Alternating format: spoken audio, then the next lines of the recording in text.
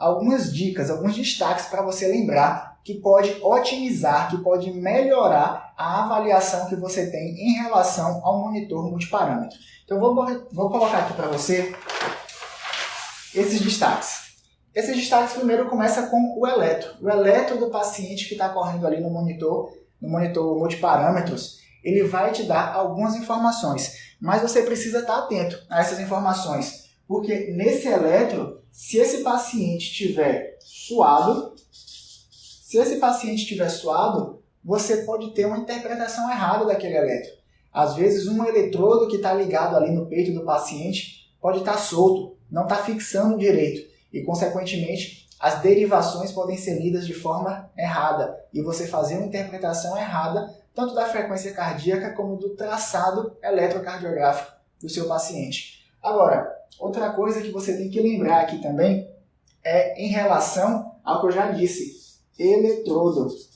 Esse eletrodo pode estar solto, mas mais do que solto, esse eletrodo ele já pode estar desgastado, ele já pode não estar fazendo uma avaliação adequada e você precisa sempre trocar esse eletrodo. Você precisa cobrar ao técnico, à técnica, ao pessoal da enfermagem para trocar esse eletrodo, para monitorizar melhor seu paciente. Às vezes você coloca até um eletrodo novo, mas quando olha no monitor, o monitor está com um traçado estranho, está dando interferência, está dando às vezes uma frequência muito mais alta do que o pulso realmente que você está checando no seu paciente. E o que é que acontece? Pede para trocar o eletrodo, que muitas vezes só isso resolve a interferência que está sendo dada. Isso em relação ao eletro. Vamos falar agora em relação à saturação arterial de oxigênio. A saturação de O2, você tem que lembrar de duas coisas também. Uma das coisas que você tem que lembrar é em relação ao esmalte. Esmalte. Paciente mulher, principalmente, que usa esmalte escuro, o que é que acontece? Você pode ter uma avaliação errada. Paciente homem com esmalte escuro, você pode ter avaliação errada. Então, paciente homem ou mulher que tem a unha pintada de cor escura, o que é que acontece? O oxímetro, ao emitir uma onda infravermelha, não consegue ultrapassar adequadamente o dedo, não consegue chegar lá no vaso e avaliar de forma adequada a saturação de oxigênio. Por isso você precisa lembrar que em relação ao esmalte, você não pode vacilar em relação à saturação de oxigênio do seu paciente. E o P aqui é de quê? De posicionamento.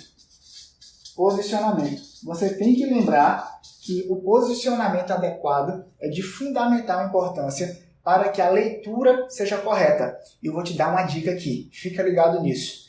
Não é só olhar o valor da saturação. O valor pouco importa se o gráfico da pleximografia, se aquela onda que é lida, ou seja, a onda de pulso referente à oximetria, se ela não estiver adequada. Não adianta você olhar o valor e não olhar a onda. Se não tiver onda, se a onda não estiver adequada, se a onda estiver, por exemplo, achatada, ou tiver uma linha reta que nem está lendo direito, isso acontece o quê? Acontece erro de leitura naquele valorzinho de saturação que você vai ver. Então, às vezes, esse erro, você vai encontrar uma saturação de 85%. Essa saturação não é verdadeira. Então, muito mais do que olhar o valor da saturação, primeiro olhe se a curva de pleximografia está adequada. E vou te dizer mais um aqui agora. PNI, pressão não invasiva. Você tem que checar também duas coisas. Primeiro, você tem que checar o tamanho. Você tem que saber se o tamanho da braçadeira que o paciente está usando é adequado para aquele paciente. Mas não é só o tamanho não. Você tem que saber também se está ajustado.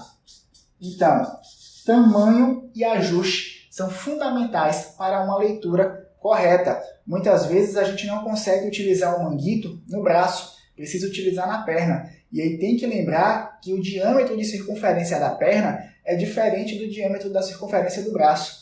E para isso a gente precisa trocar um manguito, colocar um manguito especial. Da mesma forma, paciente obeso, a gente precisa colocar um manguito de obeso. Paciente que é muito magro, manguito para paciente muito magro. Paciente com baixa idade, ou seja, pacientes pediátricos, crianças, precisam de manguitos especiais, porque a leitura pode ser inadequada. E o ajuste é a mesma coisa. Se o manguito estiver folgado, não adianta nada, ele pode ler uma pressão falsa, pode ler uma pressão mais baixa, e isso interpretar a avaliação do seu exame. Mais uma coisa que eu quero te dizer em relação à pressão, mas agora em relação à pressão arterial invasiva, P e J. Esse P aqui é de posicionamento. Posicionamento. Às vezes o que é que acontece? Quando você vai avaliar um paciente com uma PAI, esse paciente ou tem uma PAI na radial ou tem uma PAI na braquial e costuma ser um gelco ou um catéter pequeno, ou às vezes na femoral e costuma ser um catéter mais longo. Mas o posicionamento do braço, principalmente quando a gente tem um gelco, esse posicionamento pode fazer uma avaliação errada, uma avaliação imprecisa da pressão. Às vezes pode dar uma pressão mais baixa, às vezes pode dar uma pressão mais baixa, às vezes pode dar uma pressão mais baixa, às vezes pode dar uma pressão mais alta, às vezes pode dar uma pressão mais convergente. Então você precisa ter certeza daquilo que você está avaliando. E para ter certeza, você primeiro precisa conhecer a curva para depois olhar os valores. Mais uma vez, igual à oximetria, não adianta ter valores se a curva não estiver adequada. Primeiro você olha para a curva para depois confiar nos valores que você está olhando. Agora, não é só o posicionamento, também é o gelco. O gelco tem fundamental importância. Imagina que você tem um gelco de um determinado tamanho, um gelco pequeno, e outro que é um gelco maior. Qual você acha que pode interferir mais na pressão? O gelco pequeno, porque o gelco pequeno, qualquer alteração a mais pressórica, por exemplo, você liga um vasopressor no paciente, a artéria vai comprimir, e ao comprimir essa artéria, esse gelco pode ser prejudicado a leitura dele. A leitura desse gelco pode estar prejudicada. Então você precisa também entender que o gelco faz parte da avaliação se a pressão arterial invasiva do seu paciente está sendo registrada de forma correta ou alterada. E para concluir, vamos falar agora sobre a temperatura. Na temperatura a gente pode falar também de posicionamento e também na temperatura nós podemos aqui chamar atenção para o aquecedor. Aquecedor. Às vezes o paciente está utilizando aquecedor e vem falar para você, olha, o paciente está fazendo febre. Mas, poxa, o paciente está todo coberto, o paciente está com a manta, está com o cobertor e ainda está com um aquecedor ligado. Então, esse paciente, muitas vezes você só precisa fazer o quê? Desligar o aquecedor, descobre o paciente e a temperatura muitas vezes normaliza. Então, fica atento em relação ao aquecedor com aumento de temperatura do paciente. E com posicionamento também. Às vezes o termômetro está colocado de forma errada. E o termômetro colocado de forma errada, adivinha? Pode gerar um falso valor de temperatura.